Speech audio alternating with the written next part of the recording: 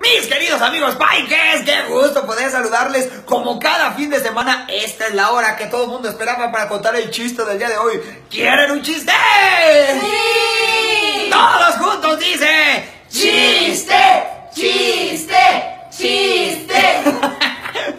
Estaban una vez en una reunión de una iglesia, un pastor predicando y les decía a la congregación, dice: a ver, ¿alguien de aquí tiene enemigos? Yo les aconsejo que no tengan enemigos porque no quiere eso Dios para nosotros. Y por ahí se levantaron varias manos, ¿verdad? No, hombre, ustedes, hermanos, no tengan enemigos y vayan a ponerse a cuentas con ellos. Pero ¿acaso aquí habrá alguien que no pueda tener enemigos, que no tienen enemigos? Digan la verdad. Y en eso levanta la mano una viejecita como de 95 años. Dice: yo no tengo enemigos. Dice: felicidades, hermana, usted es un vivo ejemplo de que se puede vivir sin enemigos. Díganos cómo le hace para no tener enemigos. Dice: no, pues está fácil.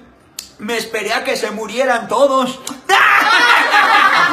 Oye, ya de 95. Ahora sí.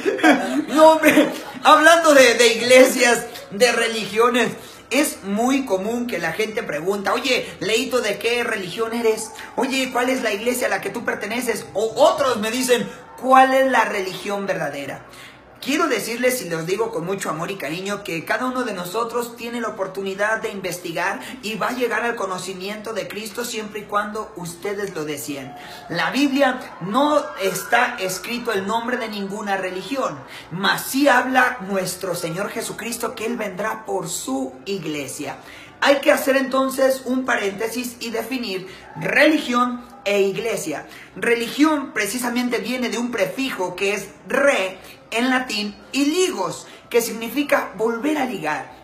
El hombre ha hecho el intento de volver a agradar a Dios y lo hace inventando cada día nuevas y diferentes religiones. Pero la religión es el deseo del hombre para poder agradar a Dios. Pero Dios mandó a su Hijo Jesús para alcanzar a todos los hombres. Quiere decir que religión son aquellas que son creadas por los hombres, mas la iglesia del Señor son todos aquellos que se han dado a la tarea de buscar de su rostro, de agradarle, de conocerle, de aceptarlo como su único y suficiente Salvador.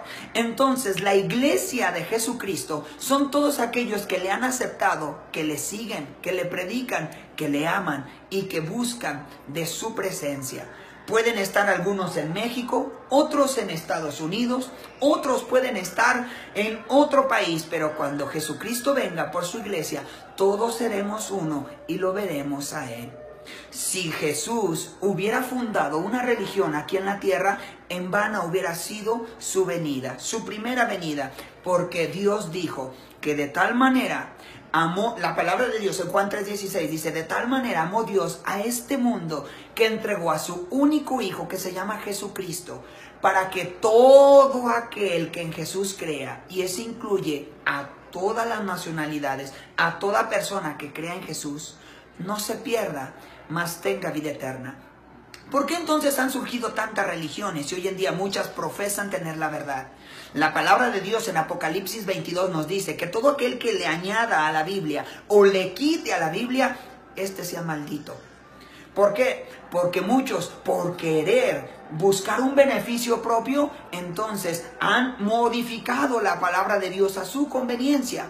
Hoy es común escuchar a personas que dicen: yo voy a estudiar para ser pastor, yo voy a estudiar para ser sacerdote, yo voy a estudiar. Pero déjame decirte que no se estudia para pastor, no se estudia para sacerdote, porque no es algo que tú puedes escoger. Esto no es una carrera, es Dios el que te escoge a ti, así como Jesús escogió a cada uno de sus discípulos, de sus apóstoles. Pero sí, la Biblia nos deja algunos requisitos para querer servir en el ministerio y saber si eres apto para ello. Fíjate cómo la palabra de Dios en 1 de Timoteo capítulo 3 versículo del 1 al 5 nos dice lo siguiente. La Biblia dice, y te lo voy a leer en la versión de traducción al lenguaje actual. Es una versión que me encanta y que nos va a ayudar a entender correctamente. La Biblia dice, si alguno desea dirigir una iglesia, realmente desea un buen trabajo, dice, pero debe de ser alguien que no se le pueda acusar de nada malo. Debe tener una sola esposa. Fíjense cómo debe de ser parte de los requisitos, ser casado. ¿Por qué? Porque hay muchas religiones que prohíben que te cases, pero esto no fue ni siquiera lo que Dios mandó desde el principio. Dios dijo, no es bueno que el hombre esté solo, le haré una ayuda idónea. ¿Y sabes por qué muchas religiones optaron por el celibato y establecerlo, cargando a muchos hombres leyes que ni siquiera ellos la pueden cumplir? No todo mundo puede ser célibe. ¿Por qué? Porque Dios nos dio un cuerpo con carne, sentimientos, y la Biblia dice, si quieres dirigir una iglesia, cásate. Muchos me van a decir, ay, sí, pero no. ¿Por qué entonces todos los apóstoles de Jesús eran casados? La Biblia dice que Jesús sanó a la suegra de Pedro.